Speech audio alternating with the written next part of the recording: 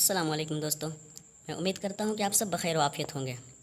तो चलिए दोस्तों, मैं आप सभी के लिए फिर से यूजीसी नेट जो उर्दू से कर रहे हैं, उर्दू से जो यूजीसी नेट कर रहे हैं, उन्हीं सब के लिए मैं क्वेश्चन पेपर लाया हूँ कि जिस तरह के उर्दू से जो यूजीसी नेट में यानी कि जेआरएफ जो निकालना चाह रहे हैं उर्दू से, तो उनमें किस तरह के सवाल आते हैं, उन्हीं का मैं नमूना लाया हूँ। चलिए दोस्तों, मैं अपनी वीडियो को ज़्यादा लंबी ना करते हुए अपने सवालात की तरफ बढ़ते हैं। और सवालात की तरफ बढ़ने से पहले एक छोटी सी गुजारिश करूँगा आप सभी से कि जो लोग इस रज़ा एजुकेशनल क्लासेस पर नए हैं, उनसे उन सब भाई बहनों से एक छोटी सी गुजारिश है कि आप इस रज़ा एजुकेशनल क्लासेस को सब्सक्राइब कर लें और बेल आइकन दबा लें और लाइक भी करें, शेयर भी करें और ज़्यादा से ज़्यादा हो सके तो शेयर करें, ताकि दूसरे लोग जो यूजीसी नेट कर रहे हैं उर्दू से, उन्हें कुछ फ़ायदा हो। तो चलिए दोस्तों, सवाल नंबर 1 की तरफ बढ़ते हैं। सवाल नंबर एक में पूछा जा रहा है कि उर्दू की किस दास्तान में नक्शे सुलेमानी और लोहे तिलस्म का जिक्र हुआ। ठीक है, कि उर्दू की किस दास्तान में, यानी कि दास्तान जो उर्दू में लिखे गए हैं, बहुत सारे दास्तान लिखे गए हैं, तो उर्दू की किस दास्तान में नक्शे सुलेमानी और लोहे तिलस्म का जिक्र हुआ। ऑप्शन अलिफ नौ तर्ज मरसा, ऑप्शन बा बागो बहार, ऑप्शन जीम फसाना अजायब, ऑप्शन दाल बोस्तान ख्याल। तो दोस्तों, सवाल नंबर 1 का हमारा बिल्कुल सही जवाब जो होगा कि ये उर्दू की किस दास्तान में नक्शे सुलेमानी और लोहे तिलस्म का जिक्र हुआ, तो हमारा फसाना अजायब जो है, इसमें लोहे तिलस्म और नक्शे सुलेमानी का जिक्र आया है। ठीक है, इसमें यानी कि इस दास्तान में इन दोनों का जिक्र आया है, यानी किसमें, फसाना अजायब में। तो हमारा बिल्कुल दुरुस्त और जवाब जो होगा वो जिम होगा, यानी कि ऑप्शन जिम। चलिए दोस्तों, सवाल नंबर 2 की तरफ। सवाल नंबर दो में पूछा जा रहा है, गैर मनकूता नस्र में कौन सा किस्सा लिखा गया है। ठीक है, गैर मनकूता नस्र में कौन सा किस्सा लिखा गया है। ऑप्शन अलिफ दास्तान अमीर हमज़ा, ऑप्शन बा अलिफ लैला, ऑप्शन जीम रानी केतकी की कहानी, ऑप्शन दाल सल्क गौहर। ठीक है, तो दोस्तों, सवाल नंबर 2 में पूछा जा रहा है कि गैर मनकूता नस्र में कौन सा किस्सा लिखा गया है, तो हमारा सवाल नंबर 2 का सही जवाब जो होगा, तो सल्क गौहर जो है, ये हमारा बिल्कुल सही जवाब हो जाएगा, यानी कि ऑप्शन दाल हमारा बिल्कुल सही जवाब हो जाएगा।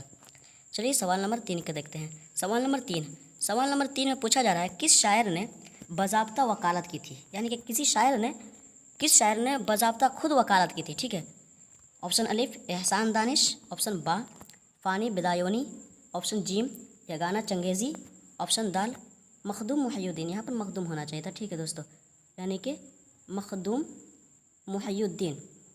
ठीक है, तो हमारा सवाल नंबर 3 का जो सही जवाब जो होगा कि किस शायर ने बाज़ाब्ता वकालत की थी, बाज़ाब्ता खुद यानी कि वकालत किए थे, तो हमारा सवाल नंबर 3 का बिल्कुल सही जवाब हो जाएगा कि ये फ़ानी बिदायूनी जो थे, यही खुद बाज़ाब्ता वकालत किए थे। ठीक है, खुद से वो ये शायर थे और बाज़ाब्ता खुद वकालत भी किए थे, तो ये हमारा ऑप्शन बा बिल्कुल सही जवाब हो जाएगा सवाल नंबर 3 का।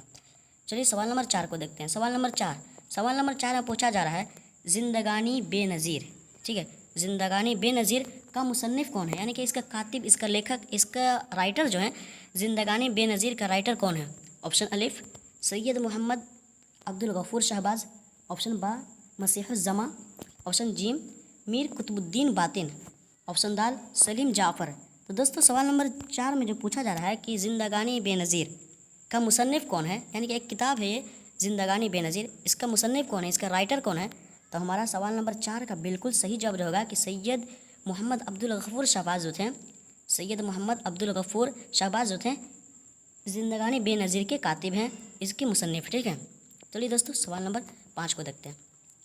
सवाल नंबर 5 में पूछा जा रहा है, दयाशंकर नसीम शागिर्द तो आतिश के हैं, लेकिन इनका रंग सुखन किस शायर से मिलता है, यानी कि ये दयाशंकर नसीम शागिर्द तो आतिश के हैं, लेकिन इनका रंग सुखन किस शायर से मिलता है। ठीक है, ऑप्शन अलिफ भी दिया रहा है, ऑप्शन अलिफ आबरू, ऑप्शन बा नासिख और ऑप्शन जीम हातिम, ऑप्शन दाल वली।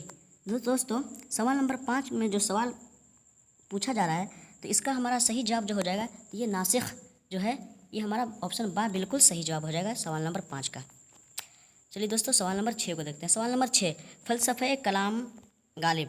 ठीक है, फ़लसफ़े कलाम गालिब के मुसन्निफ़ का नाम क्या है। ठीक है, फ़लसफ़े कलाम गालिब के मुसन्निफ़ का नाम क्या है। ऑप्शन अलिफ डॉक्टर मोहम्मद हुसैन, ऑप्शन बा अल्ताफ़ हुसैन हाली, ऑप्शन जीम शौकत शहबाज सब्जवारी, ऑप्शन दाल अब्दुर्रहमान बजनोरी।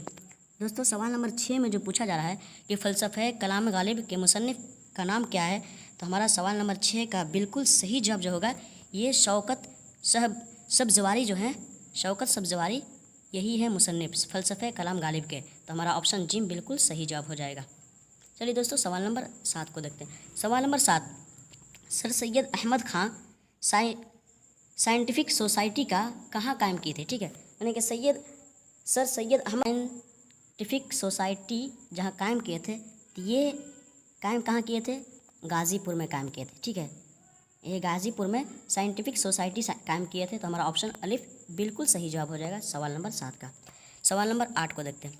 सवाल नंबर 8 में पूछा जा रहा है जेल के किरदारों का ताल्लुक़ उर्दू के किस ड्रामे से है। ठीक है, यानी कि जेल के यानी कि नीचे जो दिया गया है कि इनके किरदारों का ताल्लुक़, यानी कि इन किरदारों का ताल्लुक़ उर्दू के किस ड्रामे से है। ठीक है, जैसे कि कौन कौन, नौशाबा, राहिब, वज़ीर और फ्रीदौन। यहाँ ऑप्शन दिया जा रहा है अलिफ मुरका शबाब, ऑप्शन बा यहूदी की लड़की, ऑप्शन जीम अनारकली, ऑप्शन दाल ज़िहाक। तो दोस्तों सवाल नंबर 8 में जो पूछा जा रहा है कि जेल के किरदारों का ताल्लुक़, यानी कि जो नीचे दिया जा रहा है ये इनका ताल्लुक़ उर्दू के किस ड्रामे से है, यानी कि ये किस ड्रामे से ताल्लुक़ रखते थे। तो दोस्तों सवाल नंबर 8 का हमारा सही जवाब जो होगा कि ये ज़िहाक से ताल्लुक़ रखते थे, ज़िहाक ड्रामे से ताल्लुक़ रखते थे। तो ऑप्शन दाल हमारा बिल्कुल सही जवाब हो जाएगा सवाल नंबर 8 का। सवाल नंबर 9 में पूछा जा रहा है कि अदबी व तहकीकी जरीदा मयार किस शहर से शाये होता है। ठीक है, यानी कि अदबी व तहकीकी जरीदा मयार किस शहर से शाये होता था। ठीक है, ऑप्शन अलिफ पटना से, ऑप्शन बा दिल्ली से, ऑप्शन जीम भोपाल से, ऑप्शन दाल हैदराबाद से। तो दोस्तों सवाल नंबर 8 में जो पूछा जा रहा है कि अदबी और तहकीकी जरीदा मयार किस शहर से शाये होता था, तो ये हमारा पटना से शाये होता था। ठीक है, यहाँ से मतलब फैलता था, यहाँ से शाये होता था। तो हमारा ऑप्शन अलिफ बिल्कुल सही जवाब हो जाएगा सवाल नंबर 9 का। सवाल नंबर 10 में पूछा जा रहा है कि दर्ज जेल में कौन सी तसनीफ़ रशीद अहमद सिद्दीकी की नहीं है। दर्ज जेल में कौन सी तसनीफ़ यानी कौन सी राइटर यानी कौन सी किताबत रशीद अहमद सिद्दीकी की नहीं है। ऑप्शन अलिफ खंदा, ऑप्शन बा मजालिस रंगीन, ऑप्शन जीम गंजहाए गिरामाया, ऑप्शन दाल आशुफ्ता बयाबानी मीरी।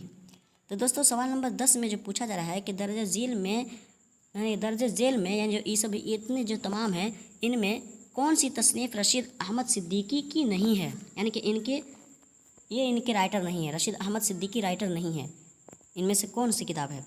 तो दोस्तों सवाल नंबर 10 का जो सही जवाब जो हो रहा है कि है मजालिस रंगीन जो है ना, ये रशीद अहमद सिद्दीकी साहब की नहीं है। तो ये हमारा ऑप्शन बा बिल्कुल सही जवाब हो जाएगा सवाल नंबर 10 का। तो चलिए दोस्तों आप सभी के लिए आज 10 ही क्वेश्चन लाए थे और मैं उम्मीद करता हूँ कि आप सब अच्छे से समझ रहे होंगे। और अल्लाह तबारक व तआला से यही दुआ है कि अल्लाह कि जितने लोग UGC नेट उर्दू से कर रहे हैं उन्हें उनके इम्तहानात में कामयाबी अता फरमा और उनके जहनों में ये तमाम बातें भर दे और बआसानी वो UGC नेट JRF कर सकें। और अल्हम्दुलिल्लाह मैं भी नेट की तैयारी कर रहा हूँ। तो चलिए दोस्तों आप सभी से एक छोटी सी गुजारिश है कि इस रज़ा एजुकेशनल क्लासेस को ज़्यादा से ज़्यादा हो सके तो सब्सक्राइब कर लें और ज़्यादा से ज़्यादा हो सके लाइक करें और किसी की अच्छाई के लिए, किसी की भलाई के लिए, किसी को मदद पहुँचे इसलिए आप शेयर भी करें ताकि वो लोग जो उर्दू से रिलेटेड, उर्दू से जो UGC नेट कर रहे हैं या DELED BED कर रहे हैं उर्दू से, उन्हें कुछ फ़ायदा हासिल हो सके। तो चलिए दोस्तों मैं इसी पर अपनी वीडियो को इख्तिताम पज़ीर करता हूँ। तब तक के लिए अल्लाह हाफिज़।